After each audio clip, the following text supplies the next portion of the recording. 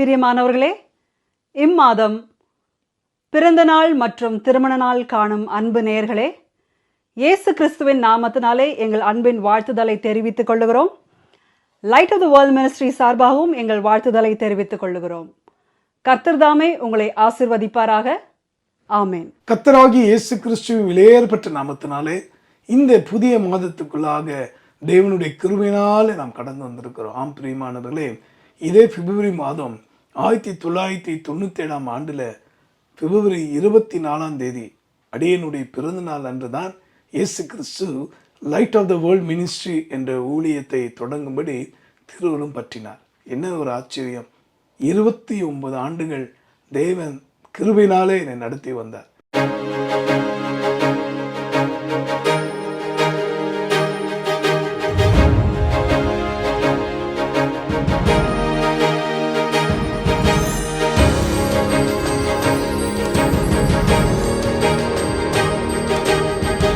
அடியனுக்கு 50 வயது பூர்த்தியானாலும் அவர் சிறு பிள்ளையைப் போல பாதுகாத்து, தாய் தன் பிள்ளையை நேசிப்பதை போல, தகப்பன் தன் பிள்ளையை தோழி சுமப்பது போல, ஒரு மூத்த சகோதரன் ஆலோசனை சொல்லி நடத்துவது போல, எல்லா கோணங்களிலும் எல்லா ஸ்தானத்திலும் எல்லளவும் தகுதியில்லாத அடியனை பத்திரமாய் உன்னை நான் பார்த்துக்கொள்வேன் என்ற வசனத்தின்படியும் தேவன் மகிமையாக நான் உன்னோடு கூட இருந்து செய்யும் காரியம் மகா பயங்கரமாக இருக்கும் என்ற வார்த்தையின்படியும் அவர்தானே பல தரப்பட்ட மக்களை கர்த்தருக்குள்ளாக கொண்டு வர பல்வேறு தேசங்களுக்கு, நகரங்களுக்கு, பட்டணங்களுக்கு, கிராமங்களுக்கு என்று தேவனுடைய கிருபையாலே ஓய்வில்லாமல் ஒரு ராஜ்யத்தை ஸ்தாபிக்க உதவி செய்தாரே அந்த தேவாதி தேவனுக்கு கோடான கோடி ஸ்தோத்திரம். என் அன்பானவர்களே, இது நான் மாத்திரமல்ல, என்னுடைய மனைவி மற்ற 2 ஆண் மக்களாக பிள்ளைகளோடு மாத்திரமல்ல, உங்களை போன்ற அருமையானவர்களுடைய ஜெபம். எத்தனை ஆண்டுகளாய் நீங்கள் கூட நடந்து வரீங்க, எத்தனை இக்கட்டு நேரத்தெல்லாம் கர்த்தர் உங்களை எழுப்பி இந்த ஊழியத்தை நினைக்க வைத்தார் என்பதற்கு கர்த்தர் சாட்சியா இருக்கிறார். அடியனும் சாட்சியா சொல்லுகிறேன். கர்த்தருக்கு மகிமை உண்டாகட்டும். ஆம், இந்த நாளை நீங்க மறக்க வேண்டாம். பிப்ரவரி 24 அடியனுடைய பிறந்தநாள் அன்றுதான் நான் முழு நேர ஊழியத்துக்கு வந்து அடியனுடைய light of the world ministries என்ற ஊழியம் தொடங்கி சரியாக 29 ஆண்டுகள் பூர்த்தியாகுகிறது. உங்கள் ஜெபங்களுக்கு மிக்க நன்றி. தொடர்ந்து செய்யுங்க. தொடர்ந்து நாம் கர்த்தருடைய ராஜ்யத்தை வேத வசனத்தில் உட்பட்டு நாம் தேவனுடைய ராஜ்யத்தை பூமியில ஸ்தாபிப்போம். இப்பொழுதும் தேவன் இன்னும் செய்ய விரும்புகிறார். இந்த நாட்களை குறித்து, வரப்போகிற காலங்களை குறித்து, உங்களை குறித்து அவர் சொன்ன விரும்பின காரியங்களை உங்களோடு கூட பகிர்ந்து கொள்கிறேன். ஜெபத்தோடு கேட்பீங்களா? எரேமியாவின் புஸ்தகத்துல 33 அதிகாரம் 3 வசனம். Book of Jeremiah chapter 33 verse 3. என்னை நோக்கி கூப்பிடு, அப்பொழுது நான் உனக்கு உத்தரவு கொடுத்து, நீ அறியாததும் உனக்கு எட்டாததுமான பெரிய காரியங்களை உனக்கு அறிவிப்பேன்.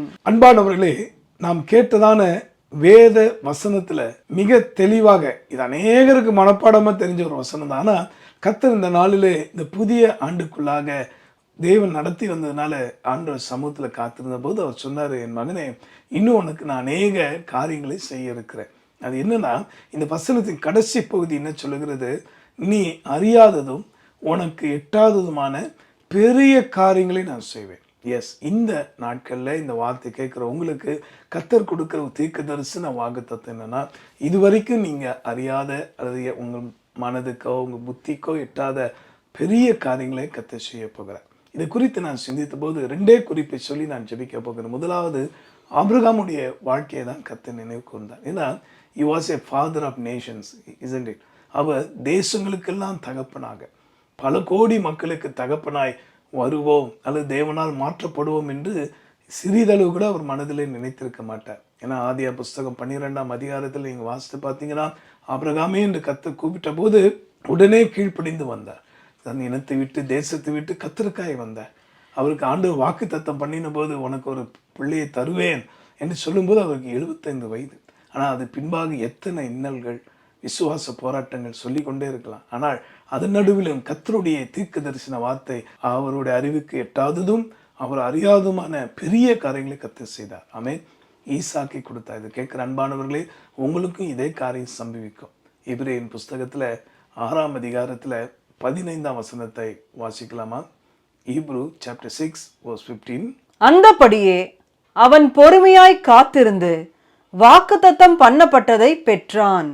பொறுமையாய் காத்திருந்து வாக்குத்தத்தம் பண்ணப்பட்டது. அதாவது என்ன, அறியாததும் எட்டாதமான காரியத்தை உனக்கு நான் செய்ய போறேன் ஆபிரகாமின்னு மனதில் தேவன் பேசியிருக்க கூட. அதனாலதான் அவர் என்ன பண்ணாரு, பொறுமையுடனே காத்திருந்தார் அந்த வாக்குத்தத்தம் நிறைவேற. இன்றைக்கும் கூட உங்க வாழ்க்கையில உங்களுடைய பொறுமைக்கு தேவன் ஒரு ஆசீர்வாதத்தை இந்த மாதத்துல தரப்போகிறார். இந்த நாட்கள்லேருந்து அந்த ஆசீர்வாதத்தை நீங்க பார்க்க போறீங்க. உங்களுடைய ஊழியத்தை குறித்து, உங்களுடைய குடும்பத்தை குறித்து, உங்களுடைய கர்ப்பத்தை குறித்து, உங்கள் பிள்ளைகளை குறித்து, உங்கள் எதிர்காலத்தை குறித்து என் தேவனாகிய கர்த்தர் எதெல்லாம் வாக்கு உரைத்தாரோ அந்த வார்த்தையின்படியே தேவனாகிய கர்த்தர் உங்களுக்கு என்ன செய்ய போறாரு, நிறைவேற்ற போகிறார். அதுக்கு என்ன அவசியமா, பொறுமை. ஆம், எட்டாததும் அறியாதுமான பெரிய காரியங்கள் நம்முடைய இல்லற வாழ்க்கையில, குடும்பத்திலே, நம்முடைய வியாபாரத்தில் நடைபெற வேண்டுமானால் பிரதானமானது அந்த பொறுமை அவசியம். அதை நாம் காத்துக்கொள்வோம். கோபத்தினாலேயோ, எரிச்சல் அடைவதனாலேயோ, அவசரப்படுவதனாலேயோ இழப்பு நமக்கு தான். ஆகவே தயவு செய்து சாத்தானுடைய துர்க்கிரிகளை இடந்தராதீங்க. பொறுமையுடன் காத்திருக்கிற உங்களுக்கு நிச்சயம் கனம் வரும். பொறுத்திருக்கிற உங்களுக்கு மேன்மையும் கத்து தரப்போகிறார். தொடர்ந்து பார்த்தீங்கன்னா ஆதியாம் புஸ்தகத்துல 15ஆம் அதிகாரம் 6ஆம் வசனத்தை பார்க்கும்போது ஆபிரகாமுக்கு தேவன் ஏன் இந்த வாக்குத்தத்தத்தை நிறைவேற்றினார்? அவன் கர்த்தரை விசுவாசித்தான், அதை அவர் அவனுக்கு நீதியாக எண்ணினார். ரெண்டாவது முக்கியமான காரியம் பார்த்தீங்கன்னா விசுவாசம். Put your trust strongly in the name of God. சர்வ வல்லவராகிய சேனைகளை கர்த்தர் மேல அவன் விசுவாசம் வைத்தான். தன்னை அழைத்தவர் பேர்ல அவன் விசுவாசம் வைத்தான். ஆக அந்த வாக்குத்தத்தம் பண்ணின தேவனுடைய வார்த்தை மேல் நம்பிக்கையை முழுமையா வைத்தான். அதனுடைய விளைவு தான் அவன் பெற்றுக்கொண்டான் நன்மை. ஆகவே நண்பானவர்களே, பெரிய காரியங்கள் உங்கள் தேசத்தில் நடக்க போகுது. பெரிய காரியங்கள் உங்கள் குடும்பத்தில் இப்போ நடக்க போகுது. பெரிய பெரிய காரியங்கள் உங்களுடைய ஊழியத்தில், விசேஷமாக நீங்கள் பாரத்தோடு வாஞ்சியோடு செய்கிற அந்த வியாபாரத்தில் நடக்க போகுதுங்க. இதுக்கு என்ன அவசியம்? விசுவாசம். முதலாவது பொறுமை, ரெண்டாவது விசுவாசம். இது மாத்திரம் போதாது. தேவன் ஒரு நபருக்கு மாத்திரமல்ல, ஆபிரகாம் ஆகிய ஒரு தனி ஒருவனாய் இருக்கையில் அவன் ஆசீர்வதித்து பிறக்க பண்ணது உண்மைதான். ஆனால் தம்முடைய ஜனத்துக்காக அவர் தரப்போகிற பெரிய காரியங்கள் என்ன?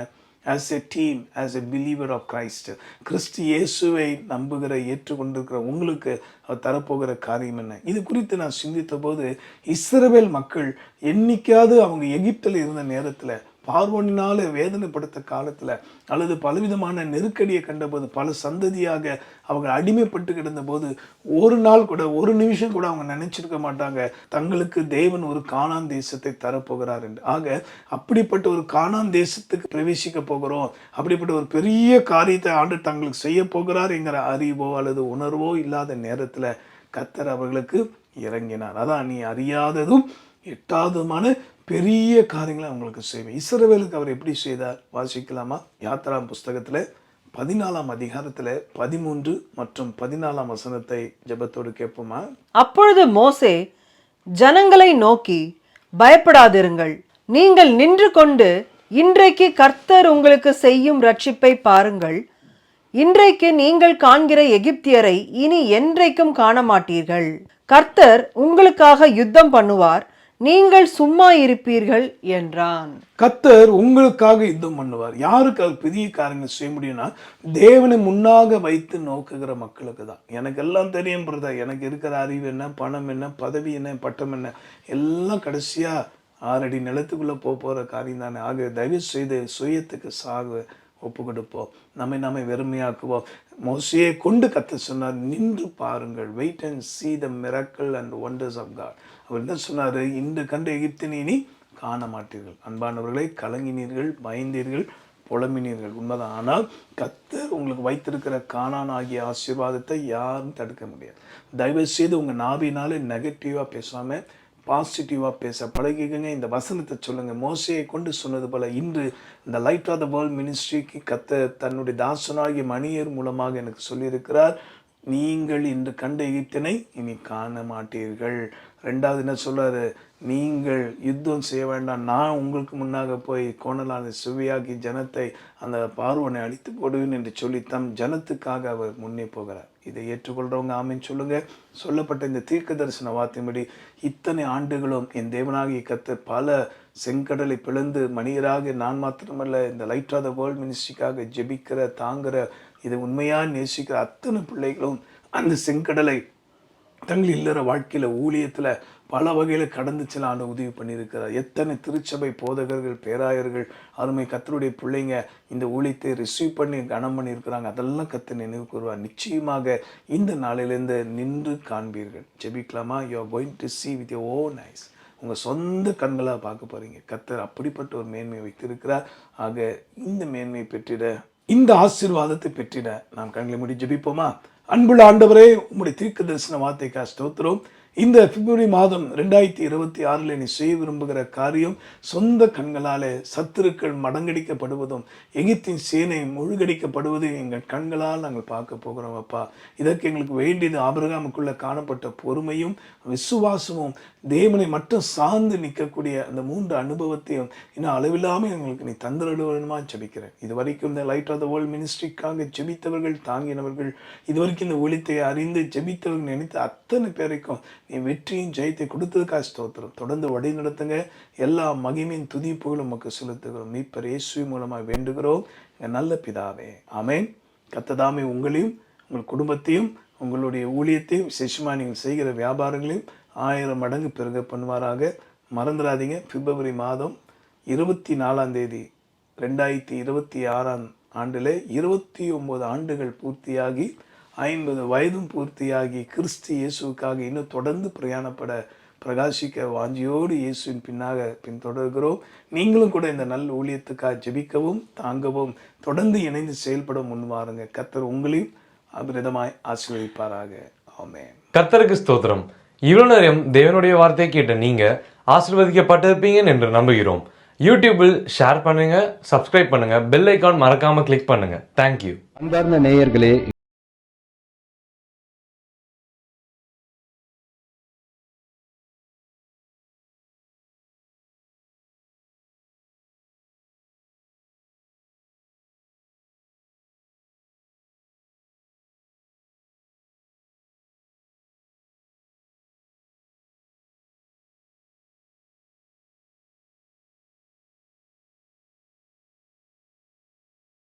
நூற்றி 3வது தெரு, 14வது செக்டர், KK நகர், சென்னை 78.